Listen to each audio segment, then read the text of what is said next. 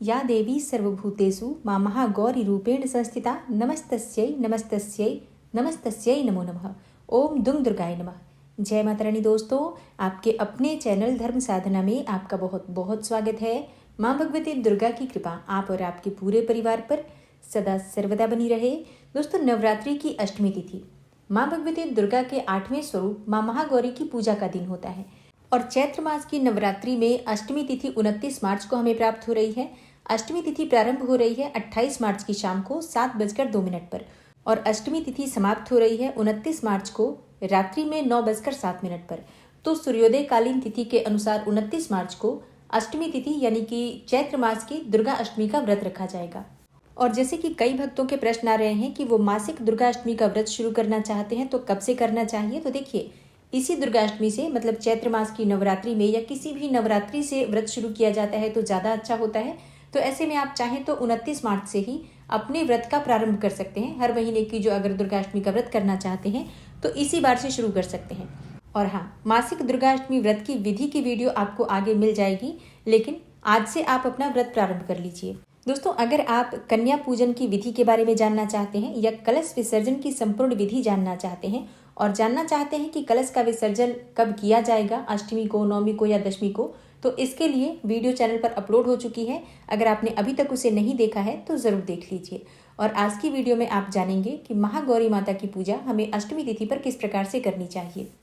माँ महागौरी का स्वरूप क्या है जिसका हमें पूजा के समय ध्यान करना है, बीज मंत्र क्या है जिसका आज के दिन हमें जप करना है, माँ को कौन सा भोग अर्पित करें जिससे कि माँ प्रसन्न होकर हमें मन वांछित फल प्रदान करें, और आज के दिन कौन से रंग के वस्त्र धारण करके माँ की पूजा आराधना करनी चाहिए, कौन से पुष्प माँ को अर्पित करें, कौन से फल माँ को अर्पित करें और कौन सा उपाय करें जिससे कि समस्त प्रकार की कामनाओं को पूर्ण करने का आशीर्वाद माँ भगवती महागौरी से हमें प्राप्त हो जाए। तो आज की वीडियो बहुत महत्वपूर्ण है। माँ महागौरी की पूजा सभी प्रकार के सुख प्रदान करती है। तो आज की वीडियो को पूरा ज़रूर देखिए और अगर आपको आज की वीडियो अच्छी लगे तो लाइक भी ज़रूर कीजिए। दोस्तों, आपके लाइक्स, आपके कमेंट्स मेरे लिए बहुत महत्वपूर्ण है। ये एकमात्र जरिया है जिनसे मुझे पता चलता है कि आपको ये वीडियो अच्छी लगती है और आपके लिए ये वीडियो उपयोगी है। तो अगर आपको वीडियो अच्छी लगती है तो लाइक तो ज़रूर ही किया करें। इसके साथ ही कमेंट बॉक्स में माता रानी के नाम का जयकारा भी लगाएं, इससे आपको सकारात्मक ऊर्जा की प्राप्ति होती है। और अगर आपका कोई भी सुझाव हो, कोई भी प्रश्न हो या कोई विशेष वीडियो देखना चाहते हो तो उसके लिए भी आप कमेंट बॉक्स में ज़रूर लिखें। चैनल पर पहली बार आए हैं, अभी तक आपने चैनल को सब्सक्राइब नहीं किया है तो आज की वीडियो अगर आपको अच्छी लगे तो चैनल को सब्सक्राइब जरूर कर लीजिए और बेल बटन को भी प्रेस कर लीजिए। तो इससे ये होगा कि इस चैनल पर जो नई वीडियो अपलोड होंगी उनकी नोटिफिकेशन आपको सही समय पर प्राप्त होगी। और अब बात करते हैं आज की पूजा विधि के बारे में। देखिए, तो जिस प्रकार से आप प्रत्येक दिन पूजा कर रहे हैं माँ भगवती की, उसी प्रकार से आपको आज भी पूजा करनी है। जैसे कि प्रातःकाल जल्दी उठेंगे, स्नान इत्यादि से निवृत्त होकर साफ स्वच्छ वस्त्र धारण करेंगे।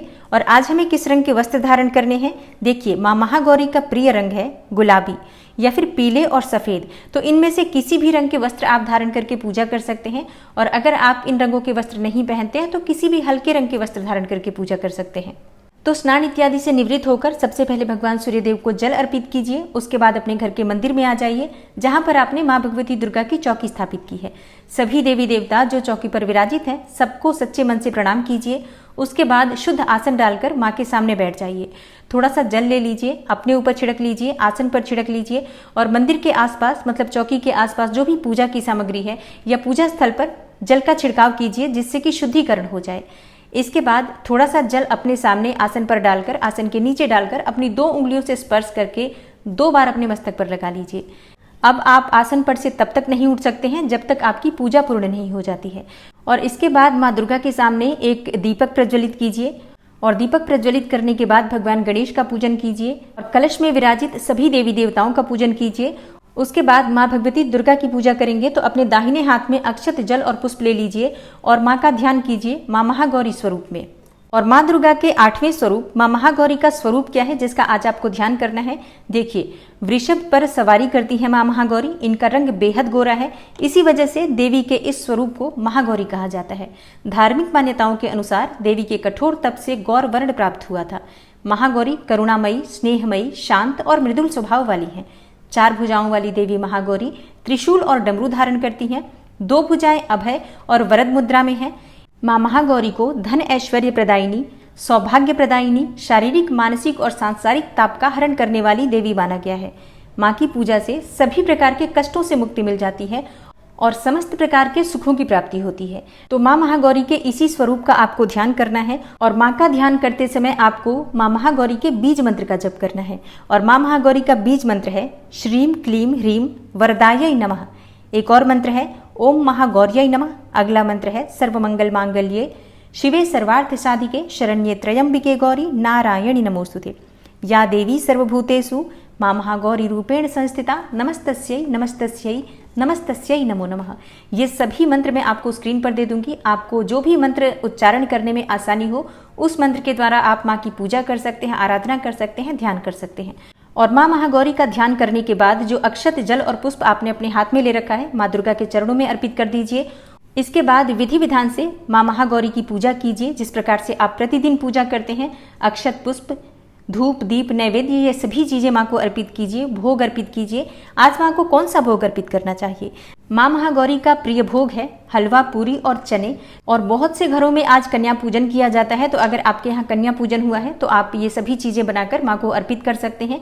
और इसके अलावा आप नारियल का भोग लगा सकते हैं, फलों का भोग लगा सकते हैं, 5 प्रकार के फल या जो भी फल आपके पास उपलब्ध हो माँ महागौरी को अर्पित कर सकते हैं। आप चाहें तो दूध से बनी हुई मिठाइयाँ भी माँ को अर्पित कर सकते हैं। तो जो भी चीज आपके पास उपलब्ध हो अपनी उपलब्धता के अनुसार माँ को भोग अर्पित कीजिए। और माँ का प्रिय पुष्प है पीले पुष्प, कमल का पुष्प, रात की रानी और मोगरे का पुष्प। शास्त्रों के अनुसार माँ महागौरी को अगर मोगरे का पुष्प अर्पित किया जाता है या मोगरा पुष्प की माला आप अर्पित करते हैं तो माँ इससे बहुत प्रसन्न होती है। और नवरात्रि की अष्टमी तिथि पर माँ महागौरी को पानी वाला नारियल अर्पित करना चाहिए। और माँ को अर्पित करने के बाद आप उस नारियल को तोड़कर और कन्याओं को भी वितरित कर सकते हैं, स्वयं भी प्रसाद स्वरूप ग्रहण कर सकते हैं। तो माँ महागौरी की विधि विधान से पूजा आराधना कीजिए, उनके बीज मंत्रों का जप कीजिए। उसके बाद आप जो भी पाठ करना चाहते हैं कर सकते हैं। अच्छा, बहुत से भक्तों का प्रश्न आया था कि दुर्गा सप्तशती सप्तमी तिथि पर समाप्त हो जाएगी तो उसके बाद अष्टमी और नवमी पर क्या पाठ करना चाहिए। देखिए, आप सिद्ध कुंजिका का पाठ कर सकते हैं या दुर्गा सप्तशती में जो 3 रहस्य हैं पीछे जो दुर्गा सप्तशती में आप उसका पाठ कर सकते हैं, या आप नवार्ण मंत्र का अधिक से अधिक जप कर सकते हैं। तो ये 2 दिन जो बचे हुए हैं अष्टमी और नवमी, इन दिनों में आप अपनी इच्छा अनुसार किसी भी मंत्र का अधिक से अधिक संख्या में जप करते हैं तो जिस भी मंत्र का आप जप करेंगे वो मंत्र सिद्ध हो जाएगा। तो आप अधिक से अधिक किसी भी मंत्र का जप कर सकते हैं। और विधि विधान से माँ महागौरी की पूजा करने के बाद जब आपकी पूजा पूर्ण हो जाती है तो आरती कीजिए। माँ दुर्गा से किसी भी प्रकार की जाने अनजाने हमसे गलतियां हो जाती हैं उसके लिए क्षमा प्रार्थना कर लीजिए। आपकी कोई मनोकामना हो तो वो भी आप माँ महागौरी से कहिए और प्रार्थना कीजिए कि माँ महागौरी आपकी मनोकामना को शीघ्र ही पूर्ण करें। इसके बाद जब आपकी पूजा पूर्ण हो जाती है तो अपने सामने अपने आसन पर थोड़ा सा जल गिराकर अपनी 2 उंगलियों से उठाकर अपने मस्तक पर 2 बार लगा लीजिए। इससे जो भी आपने पूजा पाठ इत्यादि किया है, जो मंत्र जप किया है, उसका संपूर्ण फल आपको प्राप्त होगा। दोस्तों, अष्टमी तिथि के दिन माँ महागौरी को सुहाग की सामग्री जरूर अर्पित करनी चाहिए। आज सुहागिन स्त्रियां अगर माँ महागौरी को सुहाग की सामग्री अर्पित करती हैं तो उनको अखंड सौभाग्य की प्राप्ति होती है, दाम्पत्य जीवन सुखमय होता है। और जिन्हें संतान प्राप्ति की कामना है माँ महागौरी को नारियल अर्पित करें, पानी वाला, मतलब स्वास्तिक बना लीजिए, एक चुन्नी या कलावा लपेट लीजिए। माँ महागौरी को किसी मंदिर में आप नारियल अर्पित कीजिए और आप वहीं छोड़कर वो नारियल आ जाइए। और अगर आप मंदिर नहीं जा पाते हैं तो घर में ही माँ के सामने आप इसी प्रकार से नारियल अर्पित करेंगे और ये नारियल आप स्वयं तोड़ेंगे नहीं, किसी ब्राह्मण को दान कर देंगे। मन की कामना करते हुए ब्राह्मण को दान कीजिए और माँ से प्रार्थना कीजिए, शीघ्र ही आपको मन वांछित संतान की प्राप्ति होती है। और कुंवारी कन्याएं आज माँ महागौरी की विधि विधान से पूजा करें। माँ को लाल चुन्नी अर्पित करें, गुड़हल के पुष्प अर्पित करें। विधि विधान से माँ की पूजा करने के बाद शीघ्र विवाह के लिए, योग्य जीवन साथी के लिए या मन चाहे जीवन साथी के लिए प्रार्थना करते हैं तो निश्चित ही आपके विवाह में आ रही समस्त बाधाएं दूर होती हैं।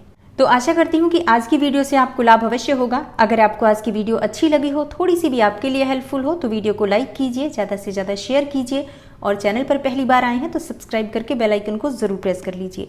मिलती हूँ मैं आपसे अगली वीडियो में, तब तक के लिए नमस्कार।